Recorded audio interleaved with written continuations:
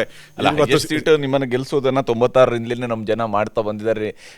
96 election ಒಂದು ಜನತಾದಳದವ್ರು ಗೆದ್ದಿರೋದು ಬಿಟ್ಟರೆ ಅದಾದ ನಂತರ 98ರ ಎಲೆಕ್ಷನಿಂದಲೂ ಕೂಡ ಹೈಯೆಸ್ಟ್ ಸೀಟ್ BJP ಕೊಡುವಂತ ಕರ್ನಾಟಕದ ಜನ ಮಾಡ್ಕೊಂಡು ಬಂದಿದ್ದಾರೆ. ಅದು ಈಗಲೂ ಕೂಡ ಮುಂದುವರೆದಿದೆ. ಅದು ನಾಯಕತ್ವಕ್ಕಿಂತ ಹೆಚ್ಚಾಗಿ ಕೇಂದ್ರದ ಚುನಾವಣೆ ಅನ್ನುವಂತಹ ಕಾರಣಕ್ಕೆ ಕರ್ನಾಟಕದ ಒಂದು ವೋಟಿಂಗ್ ಪ್ಯಾಟರ್ನ್ ಇದೆ ಅದರಲ್ಲಿ. ಆದರೆ ಈಗ 150+ ಸೀಟ್ ಬಂದರೆ ಅಶೋಕ್ ಅವರು ಮುಖ್ಯಮಂತ್ರಿ ಆಗೋದಾ, ಕುಮಾರಸ್ವಾಮಿ ಅವರು ಮುಖ್ಯಮಂತ್ರಿ ಆಗೋದಾ, ಅಥವಾ ವಿಜಯೇಂದ್ರ ಅವರ, ಅಥವಾ ಬೇರೆ ಯಾರು ಸರ್ಪ್ರೈಸಿಂಗ್ ಕ್ಯಾಂಡಿಡೇಟ್ ಯಾರು ಮುಖ್ಯಮಂತ್ರಿ ಆಗೋದು ಅಂತ ಕರ್ನಾಟಕನೂ ಇರ್ತಾನೆ ಅಥವಾ ಇನ್ನೊಬ್ಬರು ಇರ್ಬೋದನೋ ಅದನ್ನು ಪಾರ್ಟಿ ತೀರ್ಮಾನ ಮಾಡುತ್ತೆ. ನಾನಂತೂ ಇದ್ದೀನಿ ರೈಸಲ್ಲಿ, ಇಲ್ಲ ಅಂತ ಏನಿಲ್ಲ. ನಾನು ಇದ್ದೇ ಕುಮಾರಸ್ವಾಮಿ ಅವರು ಕೂಡ ಇರ್ತಾರೆ, ಅದು ಇಲ್ಲ ಅಂತ ನಾನು ಹೇಳಲ್ಲ. NDA ಇರೋದ್ರಿಂದ ಅದು ತೀರ್ಮಾನವನ್ನು ನರೇಂದ್ರ ಮೋದಿಯವರು ತೆಗೆದುಕೊಳ್ತಾರೆ. ಈಗ ಸದ್ಯಕ್ಕೆ ನಾನು ಅಪೋಸಿಷನ್ ಲೀಡರ್ ಇದ್ದೀನಿ ನಾನು ಕೂಡ. ಸೊ ಅದು ಆ ದೃಷ್ಟಿಯಿಂದ ನಾನು ಕನ್ಸಿಡರ್ ಮಾಡ್ಬೋದು. ಏನೇ ಮಾಡಿದ್ರೂ ಕೂಡ ಪಾರ್ಟಿ ಹೈಕಮಾಂಡ್ ತೀರ್ಮಾನಕ್ಕೆ ನಾವೆಲ್ಲ ಬದ್ಧರಾಗಿರ್ತೀರಿ ಮತ್ತು ಹಾಗೇ ಆಗ್ತೀರಿ. ಈಗ ಸಿದ್ದರಾಮಯ್ಯನವರ ನಾಯಕತ್ವ ಇಲ್ಲದೆ ಅವರು ಚುನಾವಣೆಗೆ ಹೋಗ್ತಾ ಇದ್ದಾರೆ. ಮತ್ತು DK ಬ್ರ್ಯಾಂಡ್ ನಿಮಗೆ ಗೊತ್ತಿದೆ. ಅದರಿಂದ ಜನ ಕಾಂಗ್ರೆಸ್ ಪರವಾಗಿ ಓಟ್ ಹಾಕೋದು ಕಡಿಮೆ ಅಂತ ಅನಿಸ್ತತೆ. ನೆನ್ನೆನೂ ಕೂಡ ಮಾಧ್ಯಮದಲ್ಲೆಲ್ಲ ನೋಡ್ತಾ ಇದೆ, ಯಾರೋ ಕಾಂಗ್ರೆಸ್ ದೊಡ್ಡ ಲೀಡರ್ಗಳು ಹೇಳಿದ್ದಾರೆ, without Siddaramaiah Congress will become zero ಅಂತ ಹೇಳಿದ್ದಾರೆ. ಅದರಿಂದ ಕಾಂಗ್ರೆಸ್ಗೆ ಅಷ್ಟು ಫೇವರ್ ಆಗಿಲ್ಲ.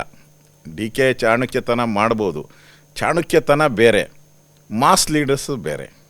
ಅದರಿಂದ ಮಾಸ್ ಇಲ್ಲ, ಈಗ ಕಾಸು ಅಷ್ಟೇ ಇರೋದು. ಮಾಸ್ ಹೊರಟೋಗ್ಬಿಟ್ಟಿದೆ ಕಾಂಗ್ರೆಸ್ಸಲ್ಲಿ, ಈ ಕಾಸು ಮಾತ್ರ ಉಳಿದಿದೆ. ಅದರಿಂದ ಕಾಸಿಗೆ ಅಷ್ಟು ಜನ ಬೆಲೆ ಕೊಡಲ್ಲ ಅನ್ನೋ ವಿಶ್ವಾಸ ನಮಗಿದೆ. ಮುಂದೆ ಭವಿಷ್ಯ ಇರೋದು BJP, ದೇಶದಲ್ಲೂ ಭವಿಷ್ಯ ಇರೋದು BJP, ಕರ್ನಾಟಕದಲ್ಲೂ ಮುಂದೆ ಭವಿಷ್ಯ ಇರೋದು BJP ಮತ್ತು NDAಗೆ. ರಾಜ್ಯದ 2028ರ ಚುನಾವಣೆಯ ದಿಕ್ಸೂಚಿ ಈ ವರ್ಷದ ಡಿಸೆಂಬರ್ ತಿಂಗಳೊಳಗಡೆ ಸಿಗುತ್ತಾ?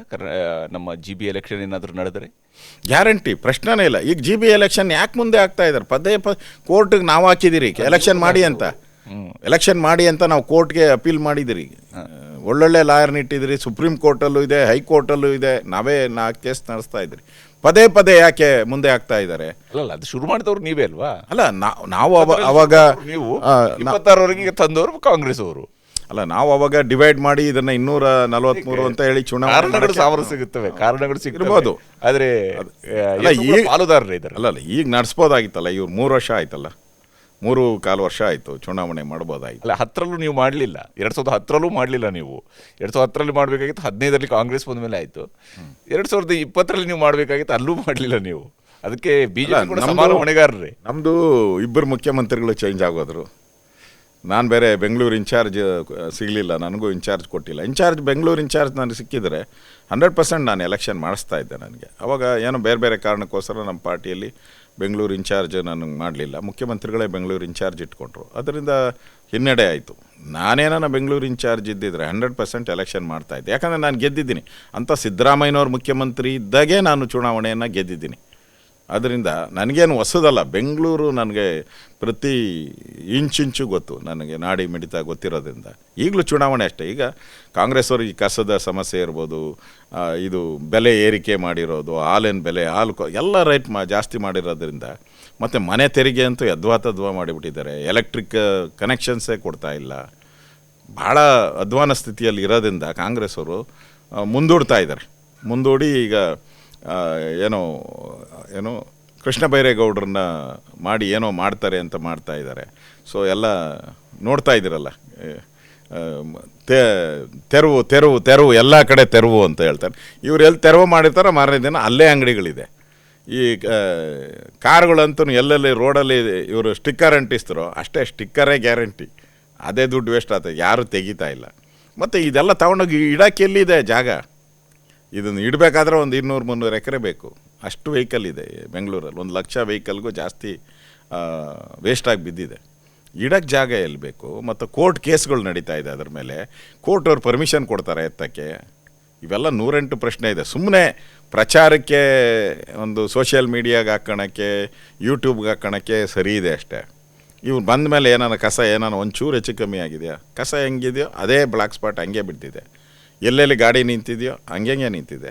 ಎಲ್ಲೆಲ್ಲಿ ತಳ್ಳೋ ಗಾಡಿಗಳಿದೆಯೋ ಅಲ್ಲೇ ಇದೆ. ಯಾವುದು ಚೇಂಜ್ ಆಗಿಲ್ಲ. ಸುಮ್ಮನೆ ಎಲೆಕ್ಷನ್ ಬರ್ತತೆ ಅಂತ ಏನೋ ಮಾಡಿದ್ರು. ಈಗ ಮುಂದೂಡೋದ್ರಿಂದ ಇದು ಜನಕ್ಕೆ ಅರ್ಥ ಹೋಗಿದ್ದೆ. ಈಗ ಜನನೇ ಹೇಳ್ತಾ ಇದ್ದಾರೆ ಇವಾಗ ಹೇಳ್ತಾ ಇರೋದೆಲ್ಲ ಬೋಗಸ್ ಅಂತ. ಅದರಿಂದ ಬೆಂಗಳೂರು ಚುನಾವಣೆ ನಾವು ಗೆದ್ದೇ ಗೆಲ್ತೀರಿ. ಕಾಂಗ್ರೆಸ್ ಯಾವತ್ತಾವತ್ತು ರೂಲಿಂಗ್ ಇದೆಯೋ ಅವತ್ತು ನಾವೇ ಗೆದ್ದಿದ್ದೀರಿ ಇಲ್ಲಿ ಬೆಂಗಳೂರು ಚುನಾವಣೆ. ಈಗಂತೂ ನಮಗೆ ಒಂದು ಸುವರ್ಣ ಕಾಲ ಬೆಂಗಳೂರು ಗೆಲ್ಲುವಂಥದ್ದಕ್ಕೆ. ಗೆದ್ದೇ ಗೆಲ್ತೀರಿ. ಈಗೇನೋ ಬೆಂಗಳೂರನ್ನ 5 ಇರೋದನ್ನ 2 ಮಾಡಬೇಕು ಅಂತ ಹೊರಟಿದ್ದಾರೆ ಅಂತ ಅಧಿಕಾರಿಗಳು ನನಗೆ ಮಾಹಿತಿ ಕೊಟ್ಟರು. 2 ಮಾಡ್ತಾರಂತೆ ಮತ್ತೆ. ಸೊ ಇವು 2 ಮಾಡಲಿ 4 ಮಾಡಲಿ ಒಂದೇ ಮಾಡಲಿ, ಎಷ್ಟು ಮಾಡಿದ್ರು ಬೆಂಗಳೂರು ನಾವು ಗೆದ್ತೀರಿ. ಕಡೆಯದಾಗಿ ನಿಮ್ಮ ಸ್ನೇಹಿತರ ಬಗ್ಗೆ ಯಾವಾಗಲೇ ನೀವು ಪ್ರಸ್ತಾಪ ಮಾಡಿದ್ರಿ ಧರ್ಮೇಂದ್ರ ಪ್ರಧಾನ್ ಅವರ ವಿಚಾರದಲ್ಲಿ. ತಮಗೂ ಅವ್ರಿಗೂ ಅವರು ಕರ್ನಾಟಕದ ಇನ್ಚಾರ್ಜ್ ಆಗಿದ್ದಾಗ ನೀವು ಆ ನಂತರ ಗೃಹ ಸಚಿವರಾದ್ರಿ, ಉಪಮುಖ್ಯಮಂತ್ರಿ ಆದ್ರಿ, ಬಹಳ ಒಂದು ಆಪ್ತ ಸಂಬಂಧ ತಮ್ಮ ನಡುವೆ ಇತ್ತು. ಪ್ರಧಾನ್ ಅವರು ಇವಾಗ ನೀಟ್ ಪ್ರಶ್ನೆ ಪತ್ರಿಕೆ ಸೋರಿಕೆಯನ್ನು ತಡೆಯೋದಕ್ಕೆ ಆಗದೇನೆ ಅವ್ರಿಗೆ ಅಂತಿಮವಾಗಿ ರಾಜೀನಾಮೆಯನ್ನು ಕೊಟ್ಟಿದ್ದಾರೆ. ನಿಮ್ಮ ಮತ್ತು ಪ್ರಧಾನ್ ಅವರ ಸ್ನೇಹದ ಬಗ್ಗೆ ಮತ್ತು ಅವರ ರಾಜೀನಾಮೆಯ ಬಗ್ಗೆ ತಾವೇನು ಹೇಳ್ತೀರಿ? ಧರ್ಮೇಂದ್ರ ಪ್ರಧಾನು ನನಗೂ ಭಾಳ ಆತ್ಮೀಯದ ಸಂಬಂಧ. ಅವತ್ತು ಮುಖ್ಯಮಂತ್ರಿ ಆಗುವಂಥ ಅವಕಾಶ ಇದ್ದರೂ ಕೂಡ ನನಗೆ ಬೇಡ, ನಿಮ್ಮ ಪಾರ್ಟಿ ಜೊತೆ ನಿಲ್ಲು ಅಂತ ಹೇಳಿದ್ರು. ಅವತ್ತು ಅವ್ರು ಹೇಳಿದ ಪ್ರಕಾರ ನಿಂತೆ ನಾನು. ಅದಾದಮೇಲೆ ಅವ್ರ ಮನೆಗೆ ಹೋಗಿದ್ದೆ ನಾನು. ಹೋಮ್ ಮಿನಿಸ್ಟ್ರ್ ಇದ್ದೆ, ಟ್ರಾನ್ಸ್ಪೋರ್ಟ್ ಮಿನಿಸ್ಟ್ರ್ ಇದ್ದೆ. ಸೊ ನನಗೆ ಉಳಿಸಿ ಅದನ್ನು 2 ಖಾತೆ ಅಂತ. ಅವಾಗ ಹೇಳಿದ್ರು ನೀನು ಉಪಮುಖ್ಯಮಂತ್ರಿ ಆಗ್ತೀಯಾ ಅಂತ ಅವರೇ ಹೇಳಿದ್ದು ನಾನು ಫಸ್ಟು. ಒಬ್ಬ ರಾಜ್ಯದಲ್ಲಿ ಒಬ್ಬ ಒಕ್ಕಲಿಗ ಮುಖ್ಯಮಂತ್ರಿ ಇದ್ದಾಗ ಇನ್ನೊಬ್ಬರನ್ನ ಒಕ್ಕಲಿಗನ ಮಾಡೋಕ್ಕೆ ಸಾಧ್ಯನಾ? ಉಪಮುಖ್ಯಮಂತ್ರಿ ಯಾರು ಮಾಡಲ್ಲ ಪೊಲಿಟಿಕಲಿ. ಆದರೆ ಪಾರ್ಟಿ ಅಂತ ಹೇಳ್ಬಿಟ್ಟು ನನ್ನನ್ನು ಉಪಮುಖ್ಯಮಂತ್ರಿ ಮಾಡಿದ್ರು. ಅದರಲ್ಲೂ ಧರ್ಮೇಂದ್ರ ಪ್ರಧಾನ್ ಅವರ ಪಾತ್ರ ಇದೆ. ನನ್ನ ಜೊತೆ ಒಳ್ಳೆಯ ಸಂಬಂಧ ಇದೆ.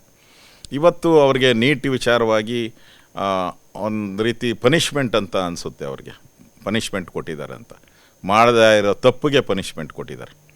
ಏನೋ ಧರ್ಮೇಂದ್ರ ಇಡೀ ದೇಶದಲ್ಲಿ ಮೊದಲ ಬಾರಿಗೆ ಈ ಥರ ನೀಟಲ್ಲಿ ಅವ್ಯವಹಾರ ಆಗಿ ಪ್ರಶ್ನೆ ಪತ್ರಿಕೆ ಸೋರಿ ತಲೆದಂಡ ಆಗಿದೆ ಅಂದಿದ್ದರೆ ನಾವು ಒಪ್ಕೊತಾ ಇದ್ದೆ. ಇದು ಒಂದು 1000 ಬಾರಿ ಆಗಿದೆ. ಕರ್ನಾಟಕದಲ್ಲೇ ಒಂದು 100 ಸರಿ ಆಗಿದೆ. ಕ್ವಶನ್ ಪೇಪರ್ ಲೀಕ್ ಅನ್ನೋದು ಎಲ್ಲ ರಾಜ್ಯದಲ್ಲೂ ಆಗೇ ಆಗಿದೆ. ಒಂದಲ್ಲ 100 ಬಾರಿ ಆಗಿದೆ.